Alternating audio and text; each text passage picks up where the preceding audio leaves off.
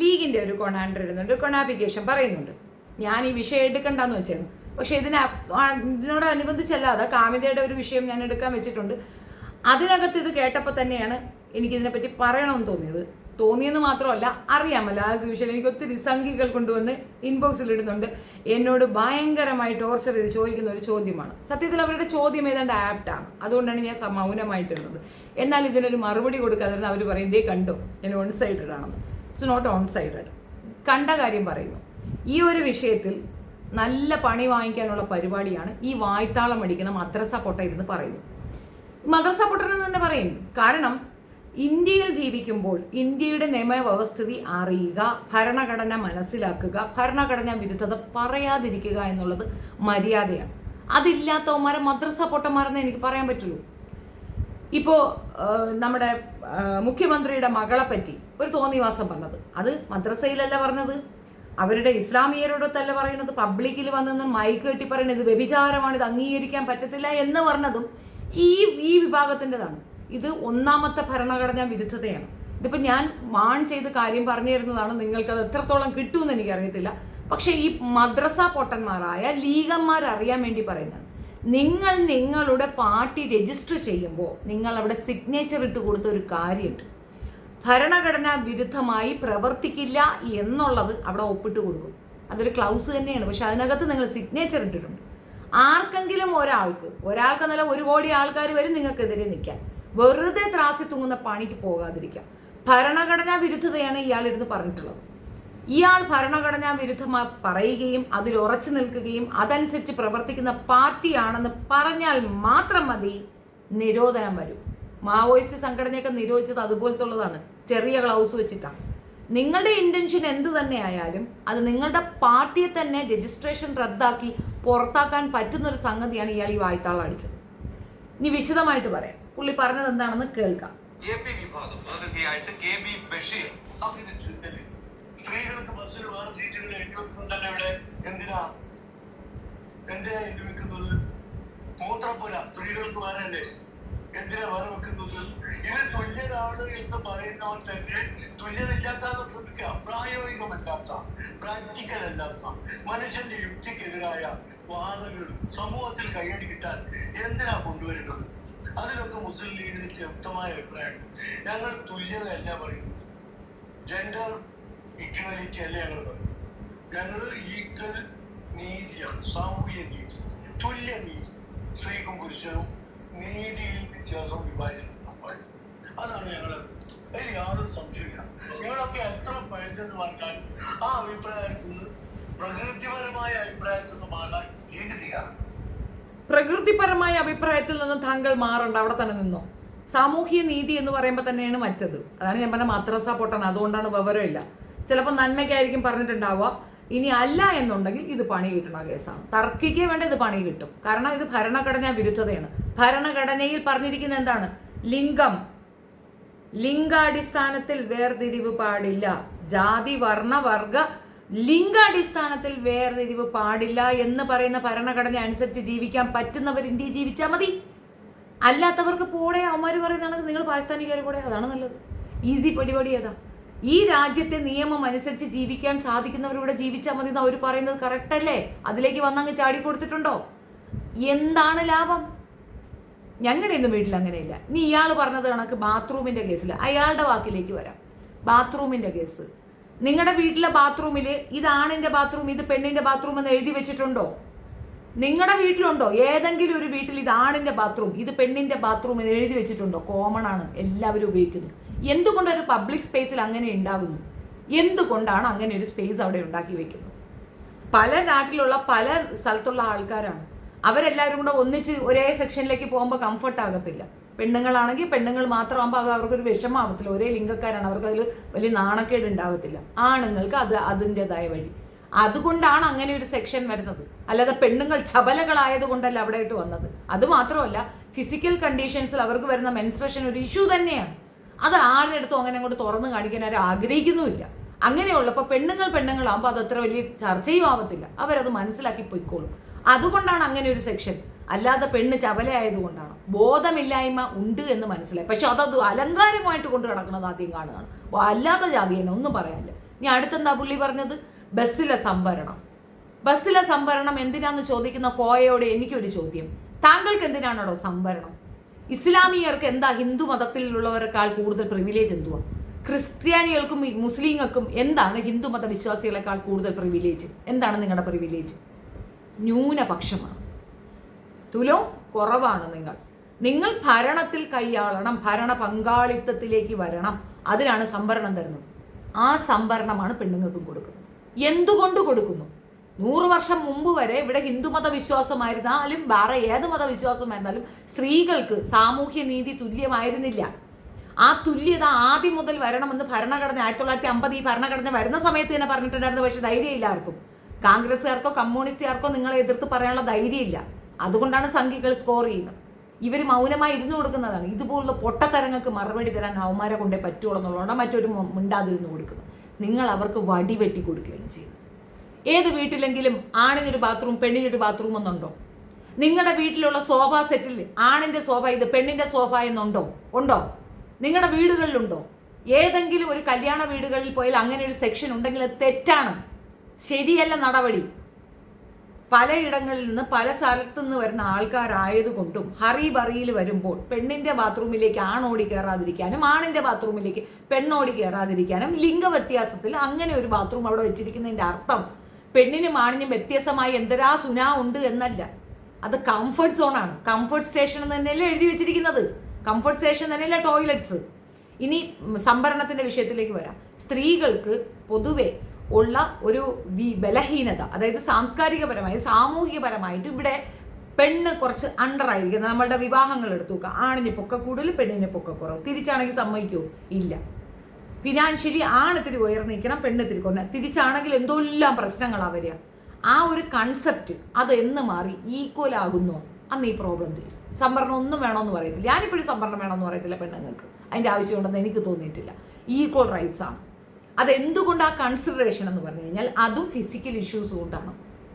പെണ്ണുങ്ങൾ പ്രസവിക്കുന്നു, അതൊരു വലിയ ഇതാണ്, ചെറിയ തിങ്ങൊന്നുമില്ല. It's a great thing. ഒരു ജീവൻ തന്നെ പണയപ്പെടുത്തിയാണ് ഒരു ജീവൻ കൊടുക്കുന്നത് സ്ത്രീകൾ.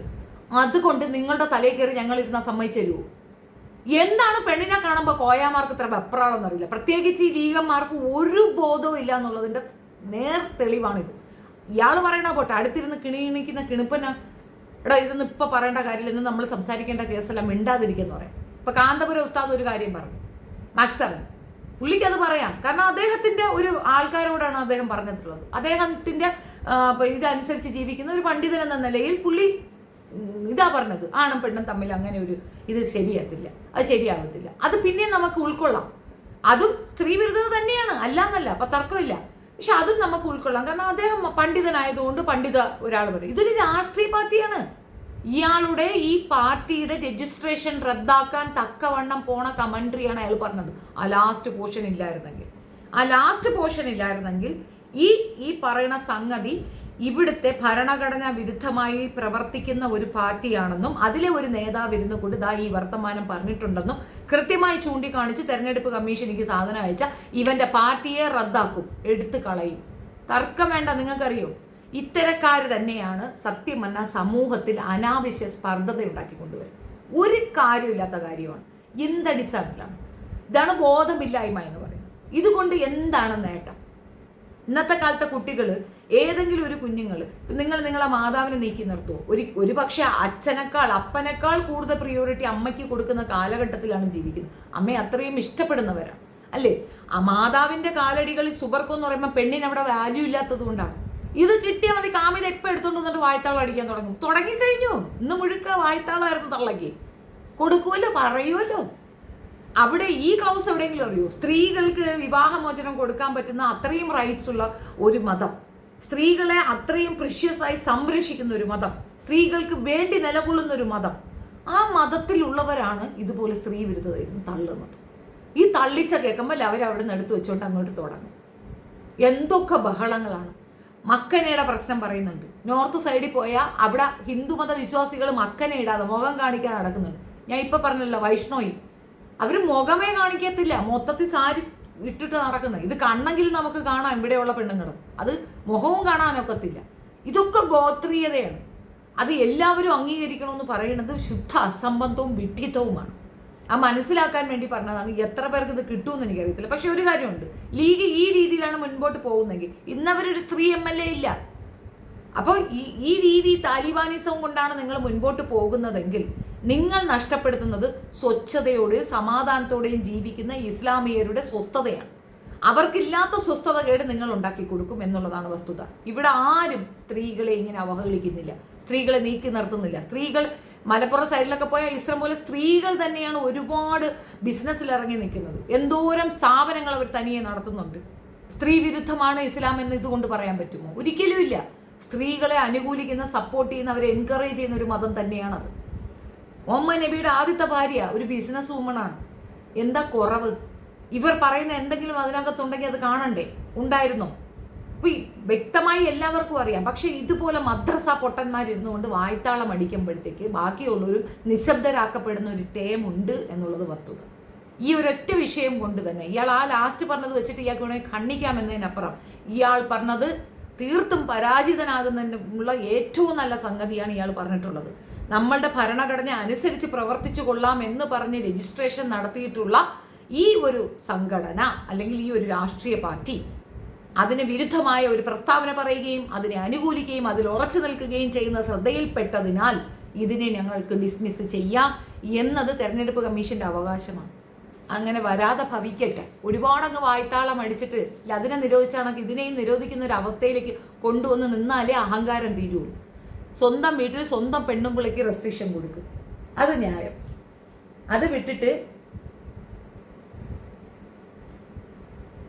അനാവശ്യമായിട്ട് ആവശ്യമില്ലാത്ത വൃത്തികേടുകളും വർത്തികർമ്മങ്ങളും പറയുന്നത് നിർത്തിവെക്കാം.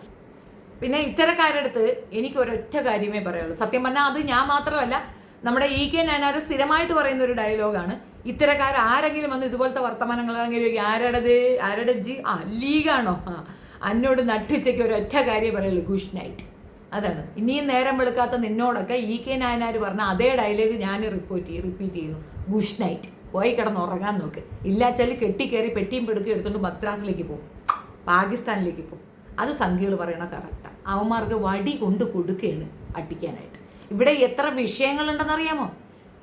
ഒരു പെൺകുട്ടീനെ പിന്നെ 2 പേരെ കൂട്ടക്കൊലപാതകം എന്തിൻ്റെ അടിസ്ഥാനത്തിലാണെന്നറിയാമോ? എന്തിൻ്റെ അടിസ്ഥാനത്തിൽ? ഇത്രയും വൃത്തികെട്ട ഒരു സംഗതി ഇവിടെ നടക്കുന്ന അതിൻ്റെ ചർച്ചകൾ നടക്കാൻ അനുവദിക്കാതെ അതിൻ്റെ ഇടയിൽ കൂടെ ഇത് കുത്തിത്തിരികി കൊടുത്ത് ഡൈവേർട്ട് ചെയ്ത് അങ്ങ് വിട്ടുകൊടുത്തു. ഇത്രയും രീതിയിലുള്ള അന്ധവിശ്വാസങ്ങൾ ഇവിടെ നടക്കുന്നു. അന്ധവിശ്വാസത്തിന്റെ ഏറ്റവും നല്ല ഉദാഹരണമായ ഒരു കോളനിയിൽ ആ 2 പേരെ നിപ്പി വെട്ടിക്കൊന്നു കളഞ്ഞ വിഷയം ചർച്ചയ്ക്ക് എടുക്കേണ്ട പിന്നെ ചാനലുകാർ ഈ വിഷയമാണെന്ന് ചർച്ച ചെയ്തിട്ടുണ്ട്. ഇത്രയും ഭീകരമായ ഒരു വിഷയം അവിടെ നടന്നിട്ട് ഇന്നത് ചർച്ചയ്ക്കില്ല, ഇന്നത് ചർച്ചയിലില്ല. ഇന്നലെ അവനെ പിടിച്ചിട്ടുണ്ട്, ആ ചർച്ച എടുക്കുന്നില്ല. പകരം ഇന്ന് ഇതാണ് വിഷയം, പെണ്ണുങ്ങൾക്ക് വേണ്ടി. ആ PP സൂറ ഉൾപ്പെടെ അവിടെ പോയി ഇരിപ്പുണ്ട്. കാരണം ഞങ്ങൾക്ക് ഇരുന്നേ പറ്റുള്ളൂ. ഞങ്ങളോട് ഇത് ചോദിച്ചപ്പോൾ എന്നോട് ചോദിച്ചാൽ സ്വാഭാവികമായിട്ട് ഞാൻ ഇതേ പറയുള്ളൂ. കാരണം എനിക്കിതൊരിക്കലും ഉൾക്കൊള്ളാൻ പറ്റാത്ത കാര്യമാണ്. ഞാനെന്ന വ്യക്തിക്ക് ഒരു മൂല്യവുമില്ല, ഞങ്ങളൊന്നുമല്ല, ഞങ്ങളെ അങ്ങനെ അംഗീകരിക്കാൻ പറ്റില്ല എന്ന് പറഞ്ഞാൽ തീർത്തും തിരിച്ച് ദേഷ്യം വരും. സിംഗിൾ പേരൻ്റാണ് ഞാൻ. അച്ഛനും അമ്മയും ചെയ്യുന്ന കാര്യം ചെയ്ത് മക്കളെ വളർത്തുന്നതാണ് ഞാൻ. എനിക്ക് കഴിവില്ല എന്ന് ഒരു സംഘടന ഇരുന്നുകൊണ്ട് പറഞ്ഞാൽ എഴിച്ച് പോടാന്ന് പറയും, മറ്റതും കൂടെ വിളിക്കും. അത്രയേ ഉള്ളൂ. ഇതിനകത്ത് പരാജയപ്പെട്ട ഒരു വൃത്തികെട്ട സംഘടനയായിട്ട് മുസ്ലിം ലീഗ് മാറിക്കൊണ്ടിരിക്കുകയാണെന്നുള്ളതാണ്. അനാവശ്യമായി മറ്റുള്ളവരുടെ വിഷയങ്ങളിലേക്കും തലയിടുന്ന ഒരിത്. ഈ നമ്മുടെ മുഖ്യമന്ത്രിയുടെ മകളുടെ കേസ് പറഞ്ഞതും അങ്ങനെ തന്നെ. അത് നമുക്ക് മാറ്റി പറയാനൊക്കത്തില്ല. കാരണം ഒരു പൊതുവേദിയിൽ മൈക്ക് കിട്ടിയാൽ പിന്നെ മദ്രസ പൊട്ടൻ എന്ത് പറയണം എന്നൊരു ബോധമില്ല. അവരും അയാളും ആ സ്ത്രീയും കല്യാണം കഴിച്ചത് ഇന്ത്യയുടെ നിയമപ്രകാരം, ഇന്ത്യയിൽ അനുവദിച്ചു കൊടുത്തിരിക്കുന്ന കോൺസ്റ്റിറ്റ്യൂഷൻ അനുവദിച്ചു കൊടുത്തിരിക്കുന്ന നിയമപ്രകാരം. അതും ഏറ്റവും കൂടുതൽ എൻ്റർടൈൻ ചെയ്യുന്ന ഒരു നിയമമാണ് ഈ മിശ്രവിവാഹം. അതിൽ മിശ്രവിവാഹിതരായ 2 പേരെ നോക്കിയിട്ട് വ്യഭിചാരികളെന്ന് ഒരു നാണോ അറപ്പുമില്ലാതെ വിളിച്ചതാണ്. അതൊക്കെ എന്തുമാത്രം ദോഷത്തരമാണെന്ന് ആലോചിച്ച് നോക്കൂ. നിങ്ങളുടെ വീട്ടിൽ അങ്ങനെ നിങ്ങൾക്ക് നിങ്ങളുടെ പള്ളിയിലൊക്കെ പറയാം, പള്ളിയിൽ അല്ലെങ്കിൽ നിങ്ങളുടെ കൂട്ടായ്മയിലൊക്കെ പറയാം, അത് പ്രൈവറ്റ് ആയിട്ട് പറയാം. അല്ലാതെ ഒരു പബ്ലിക് മീറ്റിൽ ഒരു സമ്മേളനം നടക്കുന്നിടത്ത് വന്ന് അവിടെ നിന്നുകൊണ്ട് മൈക്ക് കിട്ടിയെന്ന് പറഞ്ഞിട്ട് ഈ പോക്കൃതരം വിളിച്ച് പറഞ്ഞു കളയരുത്. അത് മറ്റവരുടെ റൈറ്റ്സ് ആണ്, അവർക്ക് ചോദ്യം ചെയ്യാൻ പറ്റും. എന്തോ അയാൾ കേസൊന്നും കൊടുക്കാത്തതുകൊണ്ട് രക്ഷപ്പെട്ടു. ഇത് കർശനമായി വിലക്കേണ്ടി വരുന്ന ഇതുകൊണ്ടാണ്. അപ്പം ഏരവാദം കൊണ്ട് വരരുത്, കയ്യിരിപ്പ് കൊണ്ടാണ് ഇതൊക്കെ കിട്ടുന്നത്. വായ്ത്താളം അടിക്കുന്ന നിർത്തി വെച്ചാൽ അവനവന് തന്നെ നല്ലത്. അല്ല വെച്ചാൽ ഇതിൻ്റെ അപ്പുറം അനുഭവിക്കേണ്ടി വരും. ലീഗ് ഈ പറഞ്ഞതിനെ അനുകൂലിക്കാനും ഇതിനെ സപ്പോർട്ട് ചെയ്യാനുമായിട്ട് ദയവ് ചെയ്തിട്ട് ഇസ്ലാം മതവിശ്വാസികൾ ഇറങ്ങിത്തിരിക്കാതിരിക്കുക. നിങ്ങൾക്കിത് ഇത്രത്തോളം അപജയമാണെന്ന് നിങ്ങൾക്കത് മനസ്സിലാവാത്തതുകൊണ്ടാണ്. പാർട്ടി പിരിത്തുവിടാനുള്ള സംഗതിയാണ് അവന്മാരെ എഴുന്നള്ളിച്ച്. ഇത്രയും വർഷം പഴക്കമുള്ള പാർട്ടിയാണ്. അങ്ങനെയൊന്നുമില്ല. മാവോയിസ്റ്റ് സംഘടനകൾ നിരോധിച്ചാണെങ്കിൽ ഇവൻ്റെയൊക്കെ സംഘടന നിരോധിക്കപ്പെടും. ഈ കോൺസ്റ്റിറ്റ്യൂഷൻ എഗൻസ്റ്റ് ആയിട്ട് സംസാരിക്കുന്നവർ ഇവിടെ നിൽക്കാൻ ഒക്കത്തില്ല. ഇന്ത്യക്ക് ഒരു നിയമമുണ്ട്, ഒരു ഭരണഘടനയുണ്ട്. ആ ഭരണഘടന അനുസരിച്ച് ജീവിക്കാൻ പറ്റാത്തവൻ ഇന്ത്യയിൽ വേണ്ട എന്ന് തീരുമാനിക്കാൻ ഇവിടുത്തെ ഭരണാധികാരികൾക്ക് പറ്റും. കോമൺ സെൻസ് ഇല്ലാതെ ഓരോന്ന് വായ്ത്താളം അടിച്ച് സ്വന്തം നിലനിൽപ്പ് തന്നെ നഷ്ടപ്പെടുത്തുകയാണ് ഇതിൽ കൂടെ ചെയ്തതെന്നാണ് മനസ്സിലായിട്ടുള്ളത്. ഇത് പറയാതെ പറ്റാത്തൊരു സാഹചര്യം ഉള്ളത് കൊണ്ട് തന്നെ ഞാൻ പറഞ്ഞു, നിങ്ങൾക്ക് ഹേർട്ട് ചെയ്താൽ എനിക്കൊന്നും ചെയ്യാനാവത്തില്ല. അതാണ് ഫാക്ട്. സ്ത്രീകൾക്ക് സംവരണം കൊടുത്തിരിക്കുന്നത് അവരർഹിക്കുന്നത് കൊണ്ടാണ്. അത് അനിവാര്യമായ ഒന്നാണ്. അതേപോലെ തന്നെ സമത്വം, ഈക്വൽ റൈറ്റ്സ് ആണ്. നിങ്ങൾക്ക് എത്രത്തോളം റൈറ്റ്സ് ഉണ്ടോ അത്രത്തോളം ഉണ്ട്. നിങ്ങളുടെ കിതാബിൽ അതില്ല എന്ന് നിങ്ങൾ പറയരുത്. അതിനകത്ത് ഒരു പടി മുകളിലാണ് സ്ത്രീകളെ വെച്ചിരിക്കുന്നതെന്നാണ് ഞാൻ പഠിച്ചിട്ടുള്ളത്. തെറ്റാണെങ്കിൽ തിരുത്താം. പക്ഷെ ഒരു കാര്യമുണ്ട്, അങ്ങനെ അറിയാനും അങ്ങനെ മനസ്സിലാക്കാനും അങ്ങനെ നിൽക്കാനുമാണ് ഇഷ്ടം. പലരും പറയുന്ന കണക്ക് മൊത്തം സ്ത്രീകൾ ഇറങ്ങിപ്പോകുന്ന ഒരു വഴിയിലേക്ക് നിങ്ങൾ അവരെ കൊണ്ടെത്തരുത്. അനാവശ്യമായിട്ടുള്ള അടിച്ചമർത്തലുകളും അടിച്ചേൽപ്പിക്കലുമാണ് അതിൽ നിന്ന് പെൺകുട്ടികൾ അപ്പുറത്തെ സൈഡിലേക്ക് പോകുന്നത്. അവരെ കുറ്റം പറയാനാകത്തില്ല. വെറുതെ പിടിച്ച് പ്രസ് ചെയ്യും. അപ്പൊ പിന്നെ എന്ത് ചെയ്യും? ശ്വാസം കിട്ടാതെ വരുമ്പോൾ ശ്വാസത്തിന് വേണ്ടിയിട്ട് അവർ ഓടുന്നതാണ്. അങ്ങനെ ചെയ്യാൻ പോയിട്ടാണ് ഈ പ്രശ്നങ്ങൾ വരുന്നതെന്നുള്ളത് ഞാൻ മനസ്സിലാക്കിയിട്ടുള്ളത്. Thank you. നിങ്ങളുടെ അഭിപ്രായം കമൻറ്റിൽ രേഖപ്പെടുത്തുക. നന്ദി.